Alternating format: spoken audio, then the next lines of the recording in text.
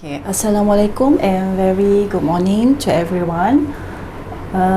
Today I would like to present my research project entitled Investigating the Role of Primary Cilia in Cancer-associated Fibroblasts Differentiation. First of all, I'm Siti Amalina in Zainal Abidin, a senior lecturer from Faculty of Dentistry, University of Malaya. So today I will talk about primary cilia, which is, if you can see here, the protrusion, the tiny fascinating organelle here. Okay, this is under high magnification microscope, and this is under confocal microscope. The red one, which primary cilia. Okay. So. This is my current research projects that's still ongoing. So we have secured a grant from MOHI, fundamental research grant, okay, to investigate the role of primary cilia in oral cancer, oral carcinogenesis. So this project involves a lot of oral pathologists, which is from the Faculty of Dentistry, UM, Dr. Thomas and Dr. Zuraiza. And my second and third, this one coming from the UM grant, which investigate the role of primary cilia in the metabolic remodeling of oral cancer with different metastatic potentials, and also studies on association of primary cilia and matrix metalloproteinase of oral cancer. So for these two projects, my co-researchers is basic scientists, one coming from Faculty of Medicine, Dr. Tamir Selvi, and another one, Professor Partha Roy from Indian Institute of Technology, Rocky, India. So the last one, MicroRNA regulation in cancer-associated fibroblasts, CAF phenotype, coming from UM grant. So the co-researchers coming from Faculty of Dentistry, Prof. Ian Charles Patterson. Okay, so head and neck cancers ranks at the 6th most common cancer worldwide. So most of the head and neck cancer occur in the oral cavity. Apologies for this nasty picture, just to show how it looks like the oral cancer. Okay, so most of the common malignancy in oral cavity, 90% is 90% are OSCC, or squamous cell carcinoma. So as you can see here, the over 300,000 new oral cancer cases was reported annually, where over 100,000 oral cancer death reported annually. Okay, so most of the head and neck cancer occurs in oral cavity, while most of the oral cavity malignancy, majority are 90% are oral squamous cell carcinoma. Sorry for the disturbing picture, just to show how the patient looks like with oral cancer.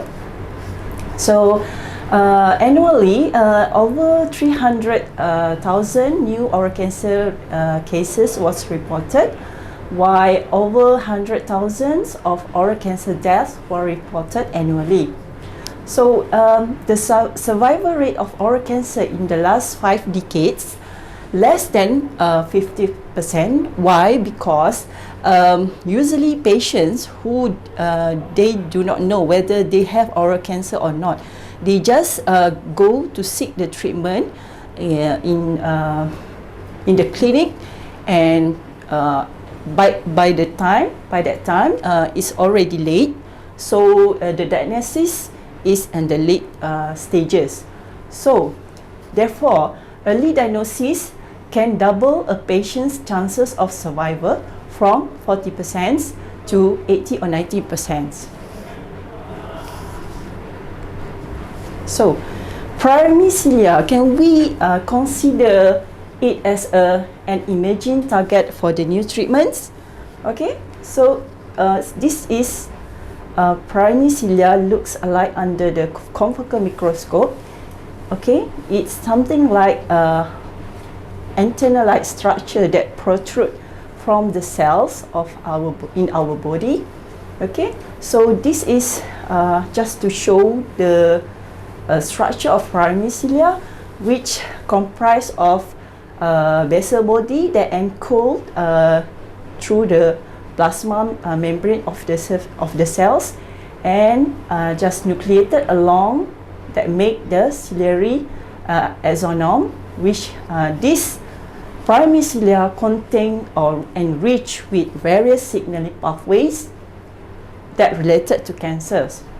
Okay, those signaling pathways here, for example, Hedgehog signaling, mTOR signaling, WNT signaling, PDGE, PDGF-RA signaling, as well as TGF-beta signaling. So all these signaling were aberrantly expressed in cancer cells. Okay, another interesting signaling that on my group focus is intraflagellar transport, IFT, which contains various types of IFT, abbreviation IFT20, 88, KIF3A, 3B, and IFT74. So for this study, I choose KIF3A since a lot of study reported this IFT implicated in the cell differentiation in various cells type. Okay. So, yeah. So most of the primary study will focus in the ciliopathies, which is genetic disorders that cause ciliary mutation. Okay. However, recently there are also research that focus on primary cilia in cancer, which is in prostate cancer, lung, breast, pancreatic, ovarian, and renal cancer, where they found that primary cilia are low frequency and are short in cancers compared to normal. So they are short and are lost in cancer compared to normal. Okay. So this I want to show you regarding the primary cilia and the cell differentiations. So all the published reports implicate that primary cilia role in cell differentiation in mesenchyma stem cells, also in osteoblastic differentiation, human adipose progenitors into myofibroblasts, also in neuron differentiation, muscle differentiation, which is endothelial cells, and in osteogenic and chondrogenic differentiation.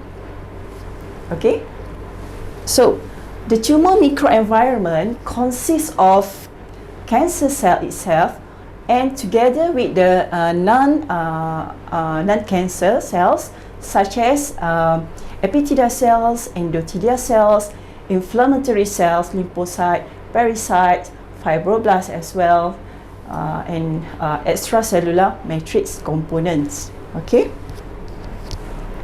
So in our research group, we are focused on fibroblasts.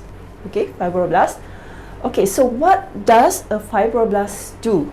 Okay, it synthesizes and maintains extracellular matrix, which is type 1, type 3, type 5 collagen, fibronectin, and regulate ECM turnover through the action of matrix metalloproteinases. So it also contributes to basement membrane formation via secretion type 4 collagen and laminin, and in the wound repair, it will migrate to the wound, and once wound healing become transiently activated into myofibroblasts, and once wound heal, they will revert back to fibroblasts, normal fibroblasts. However, in pathological condition like fibrosis or cancer, this activated fibroblast, which has same similarity with myofibroblasts, retain its phenotype, means that this activated fibroblast cannot revert back to normal fibroblast.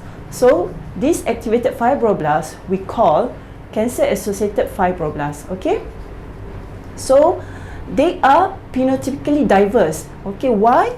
Because CAF can originate from various sources such as epithelial cells, resident fibroblasts as well, cancer cell itself, mesenchymal cell, endothelial cell, and parasites through the action of various growth factors and such as TGF-beta1, which I'm interested in my group, and also HGF cytokines.